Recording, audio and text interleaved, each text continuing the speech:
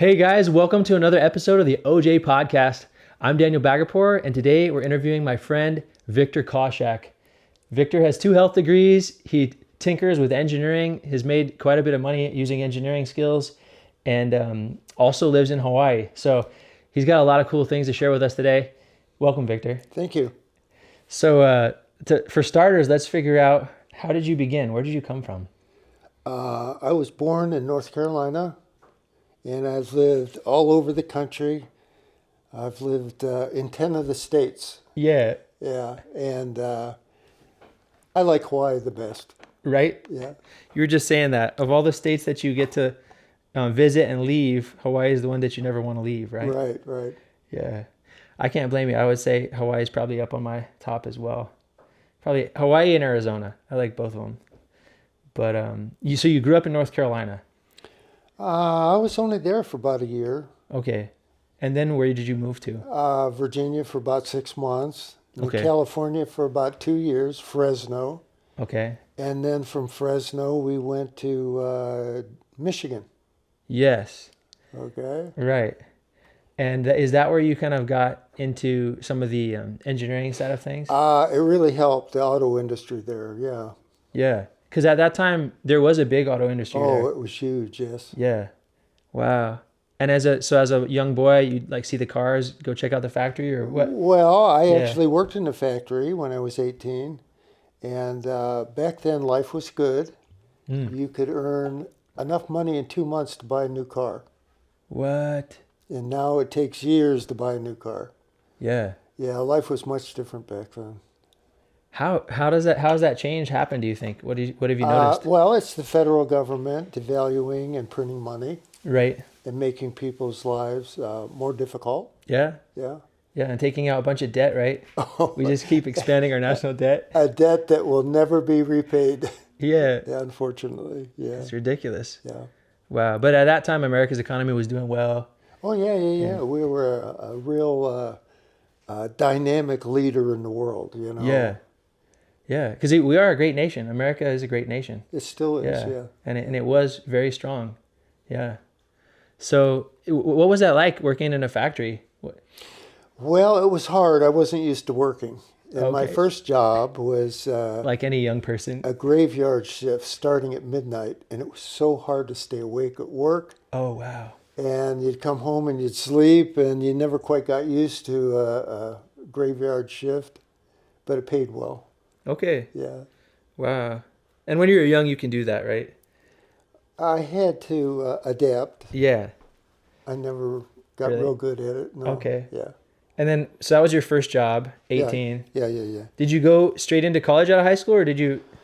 I went to college after 2 months working for General Motors. And then I started with electrical engineering. Okay. Found that much too difficult. And then I kind of decided I'm going to enjoy myself. So I concentrated on psychology. Okay. Yeah, I liked psychology. Yeah.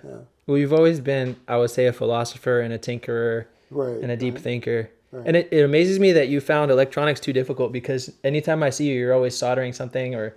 Well, that's the easy part of it. It's mathematics, calculus, advanced physics. Sure.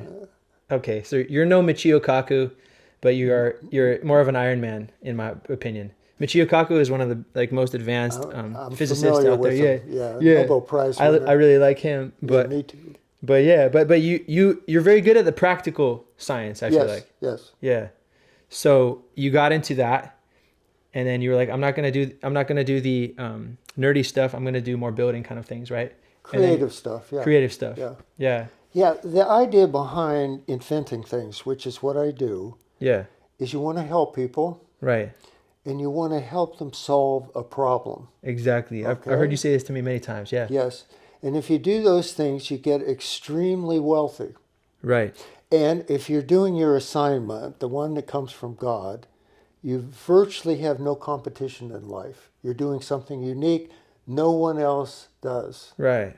Okay? So you don't have to struggle with competition or people putting you out of business. Yeah. Yeah. Because one purpose of this podcast is for people to find their purpose in life. And I feel like that's a message that young people today aren't really given. that each human is endowed with a unique responsibility Definitely. and a gift to give this world. And sometimes we write ourselves off. We're like, oh, I'm not worth it. I'm not valuable. But you found that what you were made for. And then, Yeah, actually, you could take a test to see where your gifts are from God. yeah, One of the gifts for me was to assess things, place a value on things, right. like an appraiser or an auctioneer. Okay, Yeah. I scored very high with that group of people, and the other was inventor, doing Right. something creative mechanically. Yeah. Yeah, English and all those traditional subjects, I did not excel at. Yeah. Were you the kind of kid who hated school as a kid, or did you like it? I like school. I got C's in English and B's in biology, A's in physics. Okay. Yeah, Wow. yeah. And then let's jump ahead. So you're doing psychology because you're like, okay, I'm not the nerdy dude. And then what was the next thing you did? You have 2 medical degrees. So what was the next thing you went into? Well, the first degree was psychology and pre-medicine, so I thought I might want to be a psychiatrist. Okay. But I'm glad I didn't do that. Yeah, too many crazy people out there. Yes, there are. And I'm one of them. And the second one was occupational and environmental health, Yeah. which really served me well, and I was able to help a lot of people. Okay. Yeah. That's cool. And what was occupational health about? Well, it's about the environment, environmental issues like air pollution, and also a safe work environment, not too much noise, Right. limiting exposure to harmful things like asbestos, mercury, Yeah. lead. Which that was a big deal too when you were growing Oh, up, it's still a right? big deal, yeah. Yeah. Yeah, robots do that now and take people out of the equation, but back then it was very labor intensive. Yeah. Yeah. I met a lot of guys on the East Coast, like older dudes that retired from New York and like also the Midwest, and they were all talking about like hard labor jobs they did, Oh, yeah. working in factories, and they'd all had injuries of some kind. So that was very much a thing of the past. Do you see that being so much a thing of the future anymore now that we have this whole concept of automation and robots taking our jobs? Some people are I afraid think people are going to be doing creative jobs Right. or inventing robots, and the robots are going to do the work. Yeah, They can work constantly and do a better job. right. Yeah, Yeah, and it lets us do the sometimes more fun work, you might say, sure. right, of inventing, Yeah. fixing problems. You know, there's a saying by Einstein, one of the smartest people that ever lived, and he said, creativity is more important than knowledge. And he was one of the most knowledgeable people in the world. Yeah, So there you have it. Wow. Creativity is where it's at. yeah. Well, I agree. And from what I've learned from you, creativity can save you in so many areas in life. Oh, too. yeah. Yeah. Like we talk about how you've come to certain conclusions for your health, right? To live a more healthy life. And you definitely don't follow the mold, right? You break the mold. You're not the pop culture guy. You're like going your own way. And I think that's served you well. I mean, you now, what are you doing now? You're living in Hawaii. You have a beautiful wife from Russia, right? Yeah, tell us a little bit about that. Okay. I was reading through the Bible for the third time, Yeah, and I read something I've never seen before. It was Ecclesiastes 11, yeah, and King Solomon, probably the wisest man in the world, right. said something that really hit me. He said, everyone needs 7 or 8 businesses because Yes. 2 of them aren't going to make it. Right, right. And I'm thinking, how many businesses do we have? We had like 4. Yeah, And so we just started 3 more businesses. Yeah. And it's fun. It really is fun. right. So in Hawaii, we bought a macadamia nut farm. Okay. And we're going to process macadamia nuts, sell them on the internet, No on way. eBay. And we're going to have short-term vacation rental on the farm. That's It's brilliant. 6 acres with 300 trees in the woods, so to speak. Yeah. And then we're going to import nice California cars Okay. from California to Hawaii Yeah, and then sell them there because, that's great. you know, people need cars. Yeah, and cars there are very expensive. Oh, very, yeah. Yeah, because I was there just for a year in Hilo. You guys are a little further south, right? Right. Yeah, Yes. towards Ka'u, a little further south from Ka'u. We're in Kau, Okay. and we're south and west, and we're 8 miles from the southernmost point of the United States. Oh yeah. Yeah, called South Point. Yeah, man. Yeah. That's where back in my college days, young guys would go out there and jump off the cliff into the water. Yeah. And it's like a 40-foot cliff. It's pretty fun. I've never done it. I've watched people do it. Yeah. And I've also watched the helicopter come to rescue them. Yeah. That's why you always got to be not the first one to jump. Yeah. Let the first guy do his thing, and then if he makes it, then you know, okay, I can do it. Yeah. That's funny. Wow. But in many ways in life, you were the first to jump, right? Like you used to drive a motorcycle. You were a risk. Yeah. You are a risk taker as well. Oh, for sure. Yeah. A daredevil. Right. Yeah. A daredevil. Yeah. And in fact, what I like to hear is you can't do that, or that's never been done. Yeah. And usually I could do it or change things.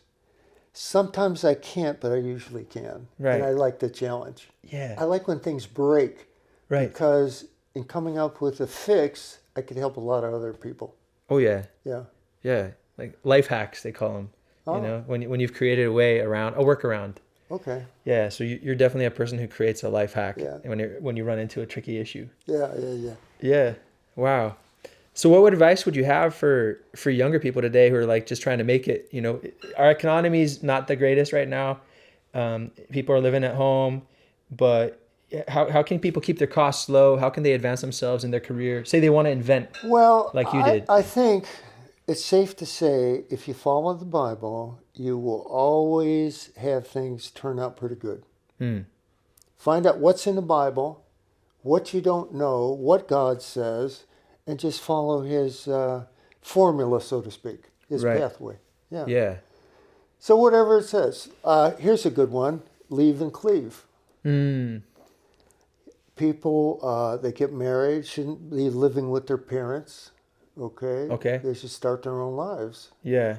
Marriage and children of all relationships are created for separation. Right. We did. And that's a big problem with people depending financially on their parents or trying to exist in low-paying jobs that they'll never buy a new home or anything like that. Right. Yeah. What about so in my situation, I live with my dad. I don't like cling to him because I pay rent, you know. But what if they find themselves in that situation where they're like, oh man, I can't leave and cleave because financially it's just impossible right now. But like they save up for a while until they can get that down payment for a house. Do you think, is that a route some people could take who aren't it? Everyone needs 7 or 8 businesses. That's true. And if you do that, if you follow the Bible and you're helping people and solving problems, you'll have all the resources you need to do whatever you want. Okay. Guaranteed. So the Victor Kawchak recommendation, guys, is leave and cleave. If you don't have enough money to marry that girl and buy a house, get another job, huh? No, don't get another job. Don't get another regular job. Identify something that needs to be done, and then you start a business. Right. To get that done.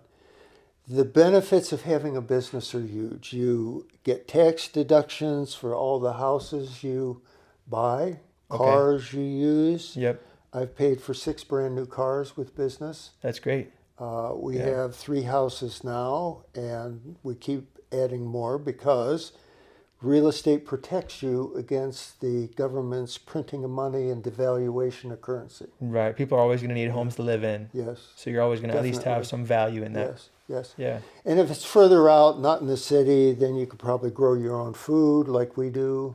Yeah. You know, that's keep your costs low. Yeah, that's one thing I admire about you too. Victor will, rather than buying something from the store like I will, he'll go out there and figure a cheaper way to build it, and then he'll make it for a fraction of the cost. Or he'll buy it at like a garage sale or estate sales.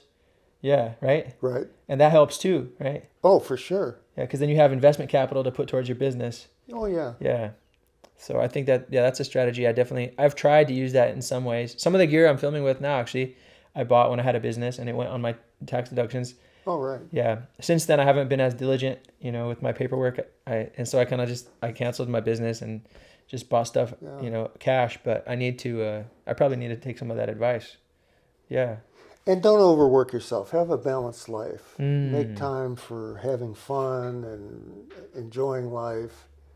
don't try to put your whole life into doing just one thing. That's the recipe for fatigue. Right. And disaster, really. Mm. You know, you need a variety of things to do. Yeah. I had a friend that used to say the best kind of vacation is a different kind of work. And I think that's kind of true too. Like, I'll get bored doing the same thing every day. Me too. Yeah. Yeah. So now you're a farmer. Your wife does real estate. You help her with that. You still do your engineering stuff, selling things on eBay. And is it cool if I put some links in the description for anyone who might be a potential customer or wants to see what you do? Sure, yeah. Cool. Yeah. I want to get some of those Mac nuts. As soon as you start selling them, let me know. I'll be one of your customers. But well, thanks for sharing. And what would you say, if you were to sum it up, what would you say is your purpose in life? What have you come to? There's a saying, it's relevant when you get older, and that is, don't let the music die in you. Let the music come out. And that's done through creativity. Okay? Yes. Try inventing something or doing something that no one else has done, thinking outside the box. Okay? Yeah. That's good. Have fun with life. Yeah. Yeah. Yeah. That's great. Well, and the last question. Yeah.